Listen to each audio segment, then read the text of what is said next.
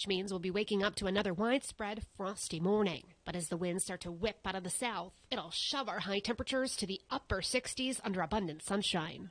That's the forecast on the mighty 1630 KCJJ. Currently 53 degrees. It is Wednesday. It's the noon hour. That means it's time for Senior Talk, which is brought to you by the Solon American Legion. Now here's your host, Rex Brandstatter. Hi, good afternoon, everybody. This is Rex Brandstatter. It's time for Senior Talk. I got the microphone back. I came in, touched it, and it all fell apart. But my big-time engineering and mechanical skills, I put it back together before Tommy had to come in here. So, what a wonderful day for Senior Talk. What a wonderful day for any talk. Boy, not a cloud in the sky. A good October crisp fall day for you to enjoy. And enjoy it, you should do. Get outside and maybe go for a short walk or a long walk. Well, that's what I plan to do this afternoon. And get out and enjoy it while we can, because we know what's going to come. In the meantime, we're going to enjoy it for sure. Well, listen, this is the weekly program called Senior Talk, and I just hope that someday some of the things you might pick up here might help you. You might have an idea that maybe something you heard on a Senior Talk along the way is good for your family, good for you. You could talk to your accountant about it, talk to your family about it, talk to your friends about it, or take some of these to help one of them. That's what we do here at Senior Talk. We do our best. Also, I'd like to thank each and every one of you who's taking time out of your busy day, sit down and listen to Senior Talk, where we're going to talk maybe a retirement and health, income, financial issues, expenses, family living arrangements. And when I say living arrangements, folks, there's there's A to Z out there. And living arrangements can be a good old mom and dad. It can be mom and dad and the long-lost son who came back, the long-lost daughter who came back, married kids who came back with grandkids in tow living in your house. It's all kinds of things. I mean, it's A to Z all over the board. Nothing is, I don't mean normal, but nothing is sort of standard anymore. It's kind of all over the map. So that's what we mean by that. And we'll work on all of these things and more. And we'll also think about maybe some stuff, past people, past places and events, things like that. Kind of fun stuff. So grab yourself a sandwich and a nice cold root beer, and let's see what we can cook up. I am a Rex Brandstatter. I'm 75 years old, and I've been a licensed Iowa real estate broker since 1974, and I work mainly with seniors and senior families. I work with executors of estates, working with one tomorrow. I work with administrators of estates. Trust departments of banks call me, things like that. So if you'd like to talk real estate, give me a call, 319-330-5534.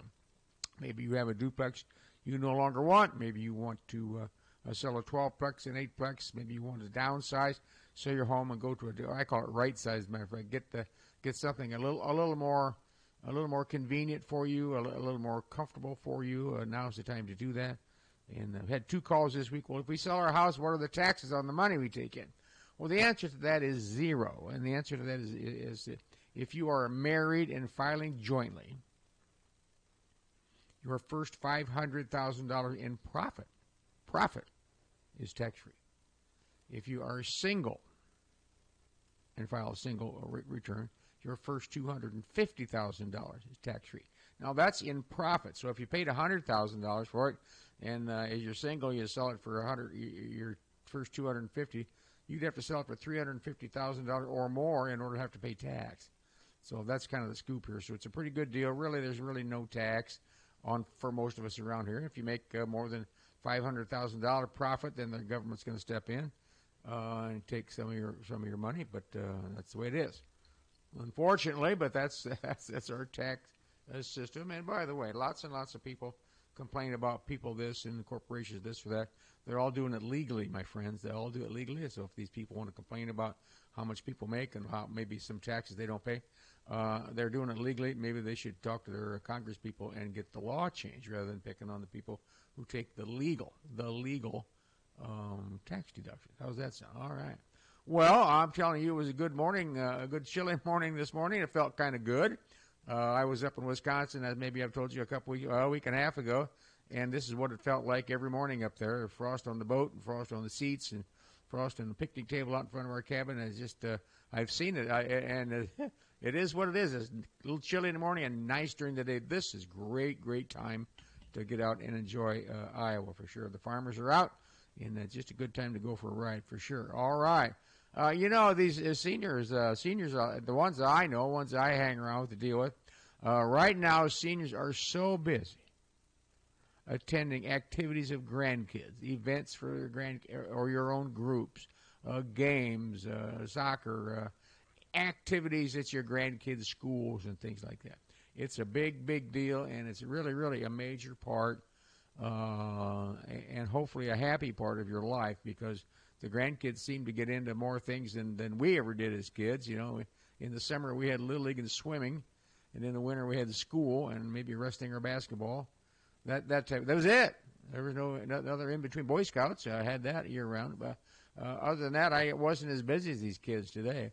Didn't have everything like we do today. So these kids today, meaning your grandkids, are into everything A to Z. There's no let up, and most cases, not all, of course.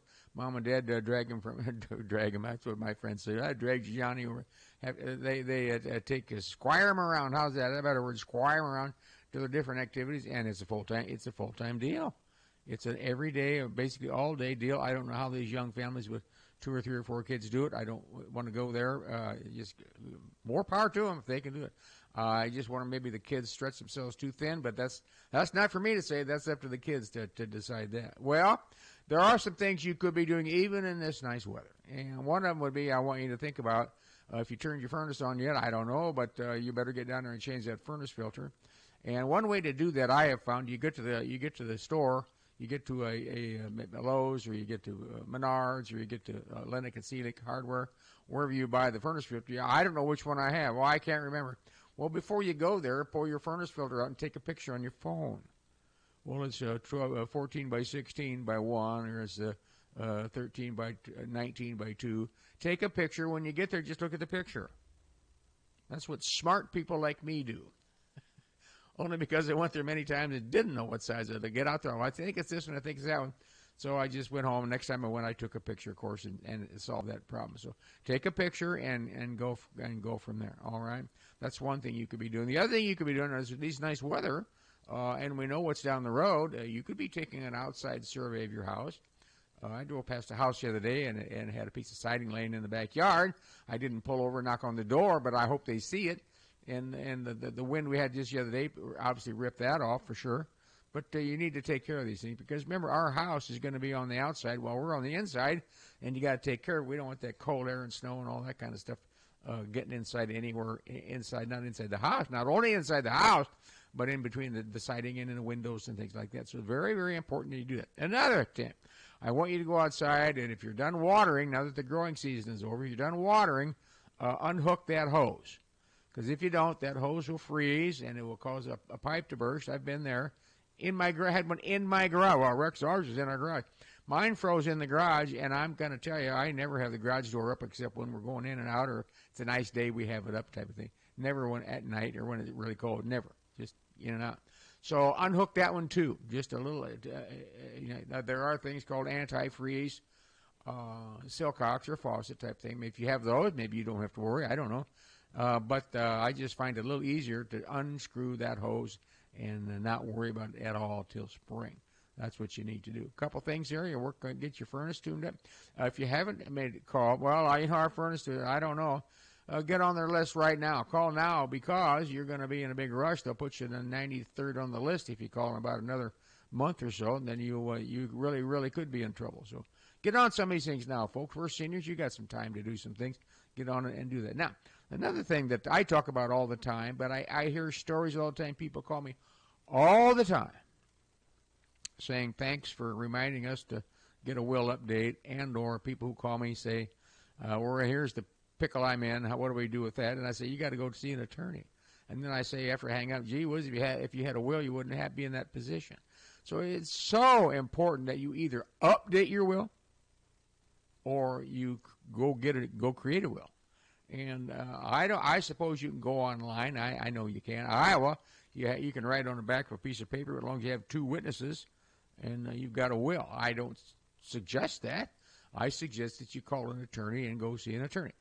And before you do that, call the attorney, tell him he or she that you want to have an appointment to talk about a will, and they will send you. You can stop at their office, or they'll send you a list of things that you could take with them, so that you don't have to use up your time giving them your Social Security number and your street address. You can put it all on a piece of paper, and that cuts down on the time you spend with them, because it's, they usually charge by the hour. And when you get them on the phone, just ask them, hey, Mrs. Smith and I, or Mr. Smith, we want to come down and talk about a will. Is there a guideline on expenses?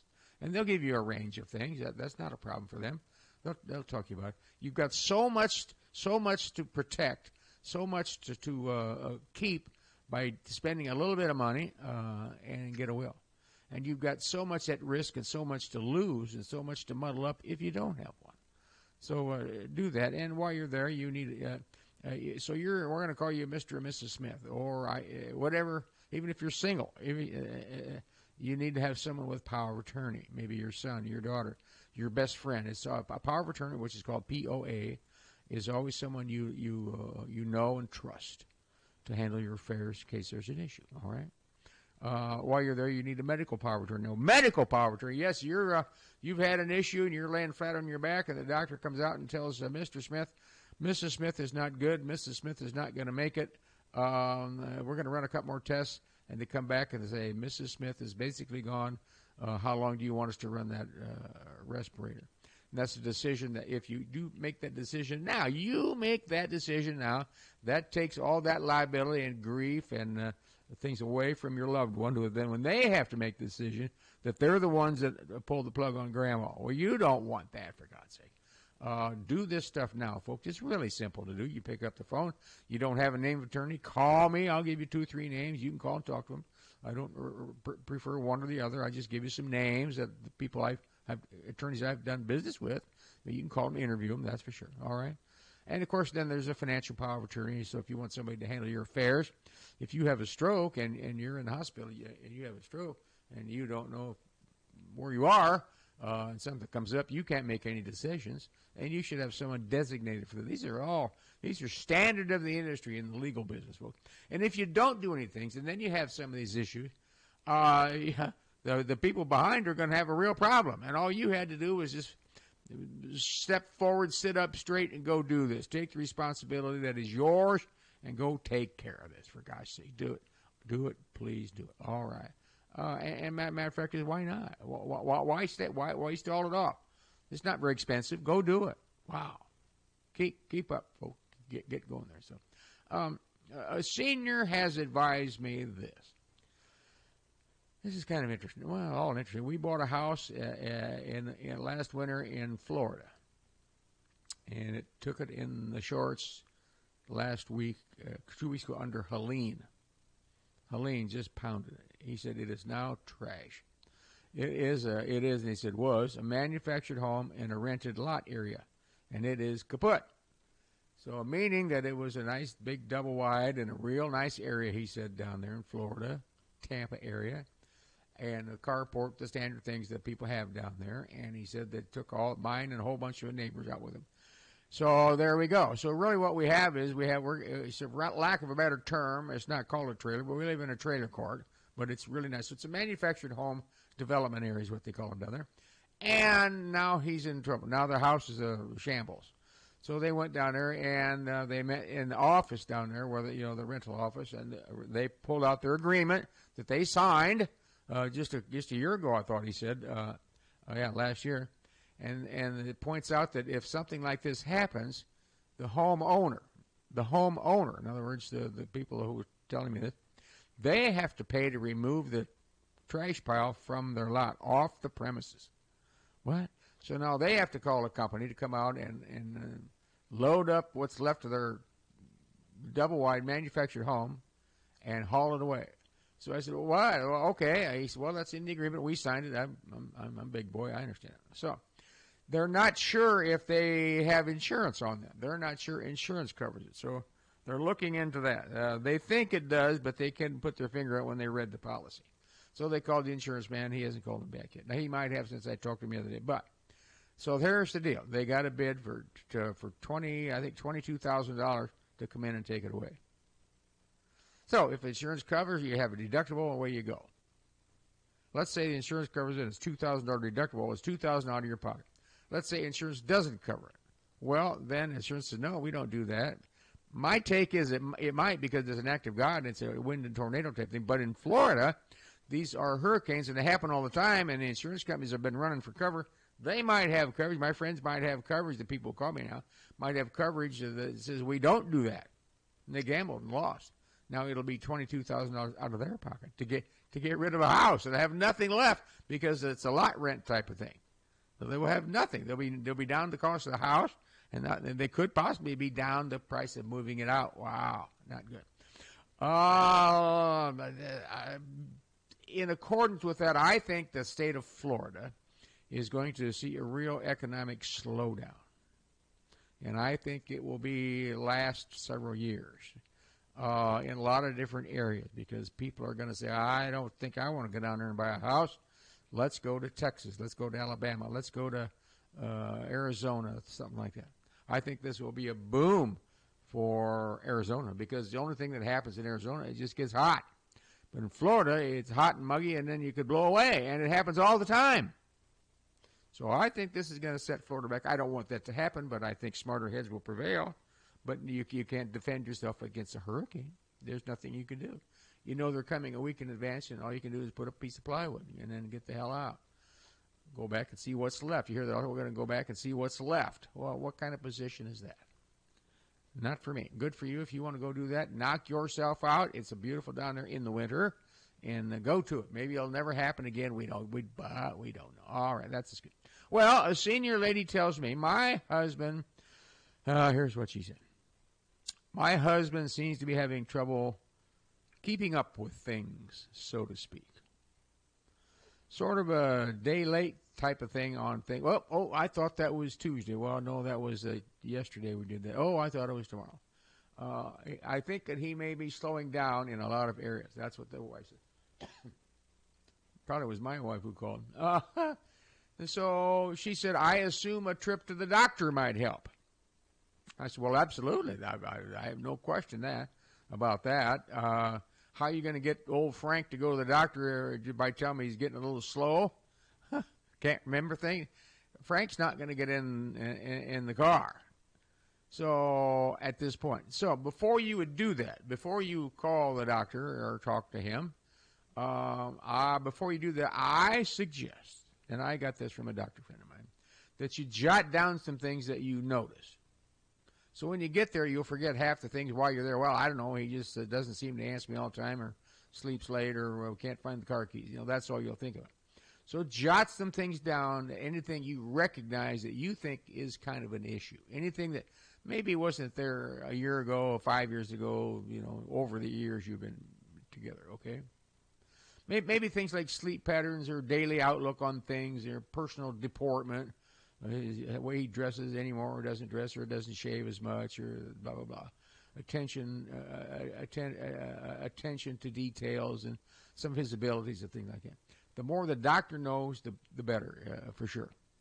Otherwise, you'll sit there and the doctor will answer you all the same questions. Well, write some things down and help Doc out, that's for sure. Hand the list to the doctor or the nurse discreetly. Here's a list of things that old Frank can't do anymore. Well, that's not going to go. That's not the way to do that. When you go to the doctor, or drop it off a couple days before the appointment, or just hand it to him when you go in, give it to the nurse or the doc, kind of in an envelope, whatever, discreetly is the term there. And that'll help them make a decision after they talk to Frank and just have a meeting. So, folks, this is not uncommon. We're seniors. We can take this. We understand what's going on. Proud to be my wife who called this in. I'm quite sure of that. It is what it is. We're all getting older, and we slow down and forget. I had a occasion to be a host not long ago, a friend of mine in my age, and he left here in 1962, and I've seen him twice since then.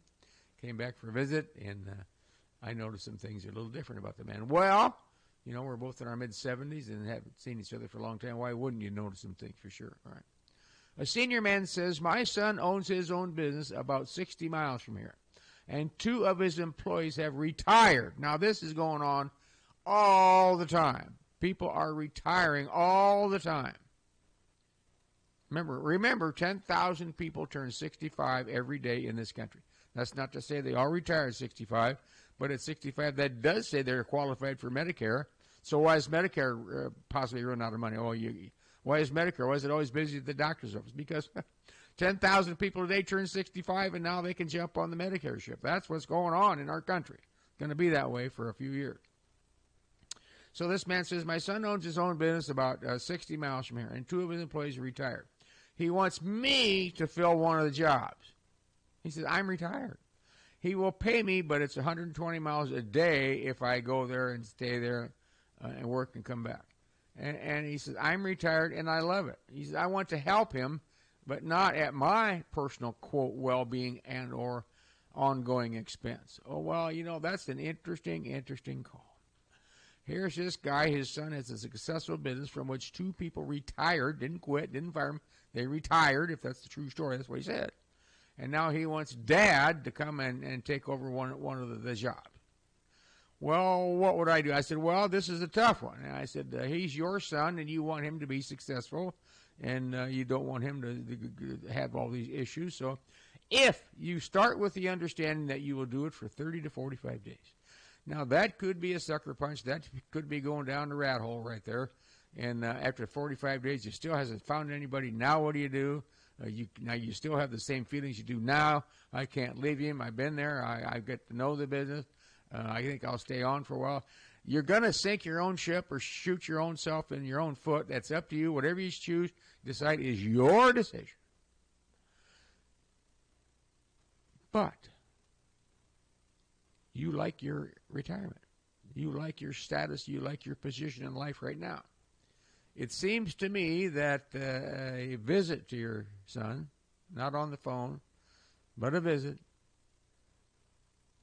reinforce him that he needs to find somebody, get some interviews going. If he has to, hire someone to do some interviewing, pre-interviewing with him. That's what people do.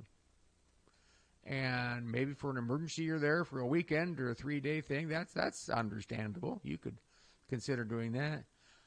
I'm just saying there's enough separation here, other than he's your son. That's never going to be a separation. There's a 60-mile separation.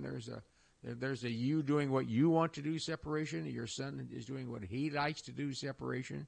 And I think you should be a little cautionary there, just my opinion. Now, whatever you decide to do, more power to you. Whatever you decide to do, more power to you. 120 miles a day, huh? Well, you can stay with your husband. Well, then how about your wife here in town? How about your activities here in town? I mean, there's a million things to think about. So whatever you decide to do, hey, it's fine with me because it's not my decision, but it's your decision. All right. Go for it, my friend. Just know all the facts you're getting into because it's tough to say no to your son or your daughter and things like that. Tough. Go look in the mirror. Go look in the mirror and see who you really, really need to work for and make happy. That's what you need to do, whatever that is. If that you're happy by helping your son, yeah, there you go. All right. The senior man tells me I'm the last one available in our family, quote, with any wherewithal. My sister and brother both, and he said we are in our late 70s and early 80s, and I am now dealing with their health issues.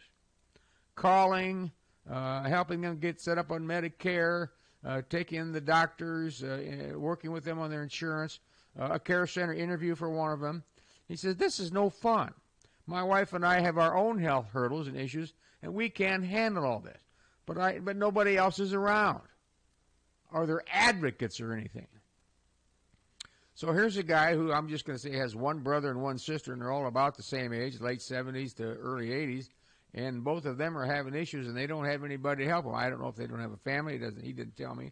He just says they are turning to him for help him get them set up on all these things, and he's trying to ramrod it and do that. He's trying to work on his own problem. He and his wife have their own health issues, and now here comes Sister Margaret and Brother Bob with their book work and issues and health things like that. Wow, folks, this is not a good story. This is kind of related to the guy with the son who needs help up above. If you get into this position, I don't know the way out. I really, really don't. What are you going to do if your 81-year-old sister needs help with Medicare and Well, yeah, what are you going to do? I mean, I'm stumbled myself. But the final question is a good one. Are there advocates? Well, there are advocates around. There are ombudsmen around, but there's no personal care with that.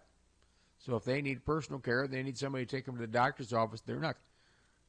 Advocates not going to do that. Advocates not going to pick up their mail, go to their home, all the things you have to do. Just not. So maybe they need to look into some care. Into a care center. Is there insurance? Is there income?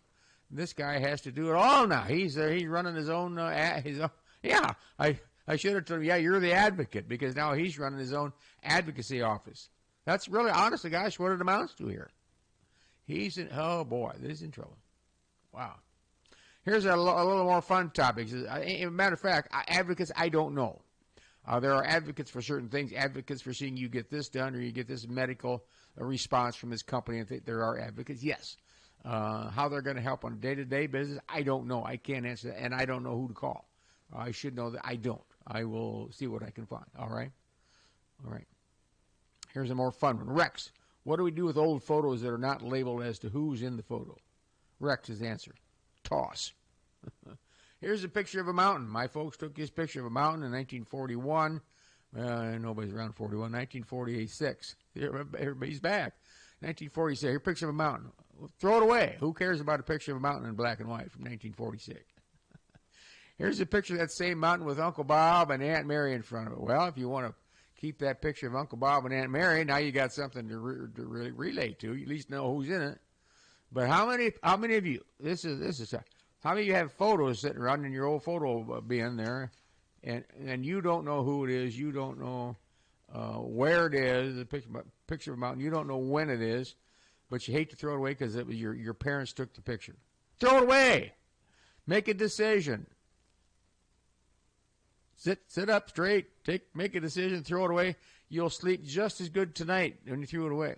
Part of the problem of having pictures right now is call your kids and have them come over. You want these pictures? I'm going to guarantee you one of them will take a couple of them, and that's the rest of them. That'll be it. Nobody wants anything. So we've been through the box of we call it the Brandstatter stuff and my wife's stuff, and we put them both in a Tupperware thing. We've narrowed it down, picture of a mountain, a picture of the road, whatever, with the yuck, with a cactus growing out. We were in Arizona. Throw it away. Nobody needs to waste valuable time looking at that stuff. All right. We put it in Tupperware, and it says Brandstatter side, and it says my wife's side. We both bite the dust same time. Somebody got the Tupperware thing. Let them throw it away. I can't bring myself to throw stuff away that at least I know what it is. I just can't. I'm chicken. And nobody wants it. I've talked to my brother. He just says, shut up, I don't want it. My brother doesn't want it. It's the same stuff for him as it is for me. His son lives in Des Moines. He doesn't want to get out of here. I don't want that old-time stuff. Old-time stuff, folks. Yeah.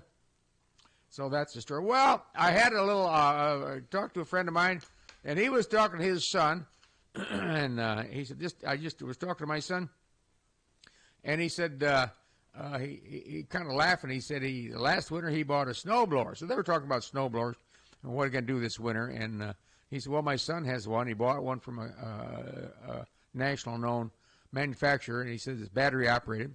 And he said he also has a lawnmower now that's battery operated from the same manufacturer. So he said the snowblower is a knockout great deal. He said that thing just eats snow up. We had a great year with that snowblower. And he said, so I decided to buy an electric or battery, whatever you call it, battery operated, I guess, battery operated lawnmower from the same company. So the same dealer. And he said, that stupid lawnmower, and he said, it won't make it halfway through the yard, it poops out. And he said, what good is that? So he said, I charged, maybe I didn't charge it right, so he recharged him. He said 3 or 4 times. So he said, I took that mower back, and I bought a gas mower. So I got thinking about that. I got to laughing about that, how long my dad would put up with that, with a battery-operated lawnmower. A, it never would have happened. B, excuse me, they didn't have them, so it wasn't going to happen, but in today's world, that wouldn't happen. So I was telling this guy, I said, oh, boy, that reminds me of some things like that. And this kid said his won't even make half the yard, and I bought it because I also have the snowblower battery from the same company. So he thought he was doing right. Well, I get to remember, like I say, our lawn mowing. When I was a kid, when I first started to be introduced to the lawnmower, Boy, what a bad day that was. Probably about 1953, 54, and we had a reel mower, R-E-E-L. A reel mower, that's the ones you push it forward and bring it back, then push it forward 2 feet, and you go 3 steps forward, 2 steps back, 3 steps forward, that kind of thing. No motor, that was the reel lawnmower. And the reel lawnmower sure didn't put off any pollution, but it sure was a pain in the butt as a kid. I mean, as we went through, we had that for a long time. And now my dad's idea of a good time was to live on a corner lot and have a really nice looking yard. That did it for him. And so be it. That was his dream, and he's paying for the place. My brother and I were along for the ride. So that's the deal. So always going well until my dad realized that he told us, he said, you got to learn how to sharpen these blades. So I learned how to sharpen blades. You got to keep it oiled, and you got to mow it more often, because if you let it get too long, it's really hard to push. And he was right. So I learned how to mow all the time. All the time. In fact, my friends laughed at me all my life because I mow the grass all the time. I said, well, I don't mow it really low. I mow it wherever the lawnmower setting is, so on a higher, so it looks nice. Well, these real lawnmowers only had one setting, like scalp. So if you let it go very long, you're in trouble. I'm telling you, and that was my job. I'm a little guy, but that was my job. Well, then he decided that he needed to get a grass catcher on that stupid reel mower. So now I had a grass catcher on it. You'd have to take it off about every 2 laps. We had a 60 by 120 corner lot in Corville, about up and down, maybe up and down, depending on how long it went. You had to take that and put it in. We took it down to the end of the street. There was a cow lived down there. We fed the cow. We called the lady who owned the cow. She said, sure. Well, the cow would come over. We fed that cow 87 billion tons of grass. And remember, there was no weed spray back then. No, nobody had that. So cow was making hay there, so to speak. So that was his idea of a good time. Well, then he came home one day and said, I've got a new lawnmower. We have a new lawnmower, and it was a real lawnmower, same kind, but it had a Briggs & Stratton motor on it. Man, I thought he taught me how to run that, how to start it. And that had a rope that you tied the rope or wrapped it around, and then you put the lawnmower in neutral and so that it wouldn't go anywhere. And you pulled that rope, and you adjusted the choke in and out, tie it back on there, pull it again. And then when you got all done, you'd take that lawnmower rope about a couple feet, 2.5 feet long, and you would wrap it around the handle, the 2 open ends through the closed end, and it was dangle around the little wood handle while you mowed the grass. That was his idea. And then he came home with that. They put a grass catcher on that. Well, that was a little more palatable because the thing was self-propelled. It went like a streak of you know what. As a matter of fact, it was hard to hang on to it. That was living for me. Boy, I had it made. And most of my friends didn't have one of those, so I was kind of hot stuff. We had a lawnmower with a motor on. Well, pretty soon everybody caught up, so it was the same thing. Well, then he decided to get a rotary mower because the real lawnmower didn't really get all the weeds that he wanted pulled out of there. So he bought a real lawnmower, and this time it had like a whirling crank on top. You unfolded that crank one thing, opened it up, unfolded it, and then you cranked it 3 or 4 times, then you pushed down on it to get it to go. And in my world, if it didn't start, I was in trouble, because if it didn't start and I didn't mow the grass time he got home, no baseball, no swimming, no nothing if the grass wasn't mowed. So I begged the lawnmower to start. Well, he would come home once in a while and it didn't start. Well, how come the grass isn't mowed? It didn't start. What's the first question your dad would ask you if the lawnmower didn't start? I know, I can see your hands right now. Did you put gas in it? Well, once in a blue moon, I'd forget, of course, as a kid, but 99% of the time, first thing you do, open it up. And then did you pull the choke? Did you set the choke? All these things you don't have to do anymore, but that was the deal. So that was the deal. And then he graduated. We saw advertisements on TV. He did it for Lawn Boy. And it showed on a Lawn Boy lawnmower, you turn the knob on top, push it twice, and it'd start. And they guaranteed it would start within the first or second time. And he bought one, and it did. And we had that lawnmower for 100 years.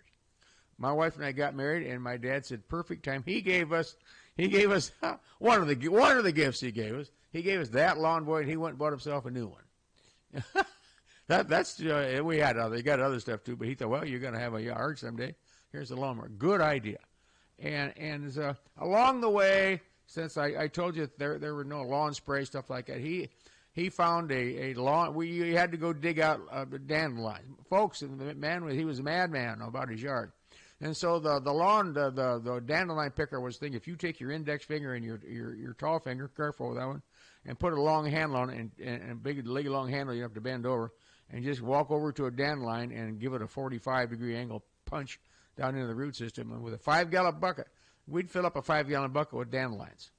Oh, all the time. We always had that stupid 5-gallon bucket sitting around, and when you had nothing to do, don't ever tell your dad you don't have anything to do, you were on dandelion patrol. Been there a million times, folks. Oh, boy. Then the next thing, when we moved to another house, he came home one day, so we're moving to a different house in Corbin. We went, my brother and I went, yes, thank God. Moving off the corner, and we got to it. Now we're moving to another corner. It was a double lot, twice as big yard.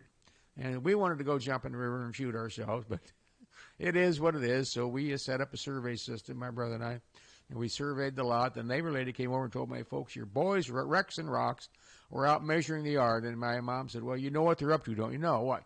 They're measuring the yard, so one has to mow one half the yard, and one has to mow the other half. They refused to mow 1 inch over to their brother's side. So we set out stakes and strings and stuff like that. My dad just shook his head and said, I don't care how it gets done, but it will be done. Thy kingdom come, it will be done. So that was it. That's what throws me off, folks. It's a little conversation about lawnmower got me going. So now our house is in a condominium association. I miss lawn mowing once in a while, but I haven't mowed for many, many years. And I was trained well. Even though I was a kid, he showed me how to do it. You never could mow the grass the way your dad wanted. I don't care who you are, what you were. It was never the same. It just can't be the same. You missed a small spot over here. Today, I want you to go, instead of going north and south, we're going to go east and west. This week, we're going to go on an angle to the right, and next weekend, an angle to the left. That will propagate the growth, the proper growth and stance of the grass. I'm telling you, the man was crazed in his yard. So we lived through it. My brother and I lived through it until the day Dad came home with what's called an edger. Remember now, we lived on the corner, and we had the sidewalk down and around. It was huge, about 40 miles worth of sidewalk. And the edger is just one of those things you have to go back and forth, back and forth, back and forth, like the old real lawnmower, 2 steps forward, 1 step back, take a 5-gallon bucket and sweep up the dirt. It was torture. Well, we lived through it. That's the deal. Great deal. If my dad was here, I thank you for teaching us all the lessons we learned with that. So that's my lawnmower story, and that's my story from Senior Talk this week. I'm glad you listened. Take time to listen. Give me a call. My name is Rex Brandstatter. Give me a call at 319-330-5534. And this for the last word. Corville Central, Corville Elementary, as I know it, Corville Central is having a 75th birthday party this Sunday. Corville Central, Corville Elementary, is having his 75th birthday this week. I'm going to be there Sunday afternoon. It is Sunday afternoon from 1 to 3:30, I believe, 1 to 4. Come on over. There'll be a few words spoken about this. Got a few old principals here, lots of students, some light refreshments. You get to tour the school that maybe a lot of you went to back in the day. It opened in 1949, and this is 75 years later. I started there 70 years ago as a kid. So that's the story. We look forward to maybe seeing some of you there. And thank you for listening to Senior Talk. Get out and enjoy the day. We'll see you next time. So long. Looking for a place with a fun, casual atmosphere? Check out the Solon American Legion, a downtown staple for decades and a gathering place for veterans of all ages from all over the area. The Solon American Legion focuses on the basics, like home-style breakfasts, diner-style baskets and appetizers, and your favorite cold beer on tap. Throughout the year, the Solon American Legion hosts great events, including live bands, special dinners, and bingo, using proceeds to benefit veterans, local youth, and civic groups. Non-vets are always welcome, too. Stop in soon at the Solon American Legion on Main Street in Solon. Hi, it's A.J. Perez from Deary Brothers, Chrysler Dodge Jeep Ram in Iowa City. Football season is upon us, and while some dealers like to hike up their prices, we have a terrific inventory of new cars and trucks, or expertly reconditioned pre-owned vehicles, and low financing that will help you score every time. We also offer top dollar for your trade-ins, or we will buy your vehicle outright with an above-market offer in less than 15 minutes. You need service? You will love our service and parts departments. We have some of the finest auto technicians in eastern Iowa. Stop by Deary, Chrysler Dodge Jeep Ram in Iowa City at 651 Highway 1 West and see the difference a truly great dealership can make. Or you can visit us virtually at DearyIC.com or even call me, AJ Perez, at 319-887-9000. That's 319-887-9000. Deary IC is a game changer. Hi, this is John Lundell from Woodcraft in Iowa City, and it's time to kick off those projects you've been putting off. Woodcraft has money-saving specials all through the store. And if you can't decide what to get, one of Woodcraft's talented professionals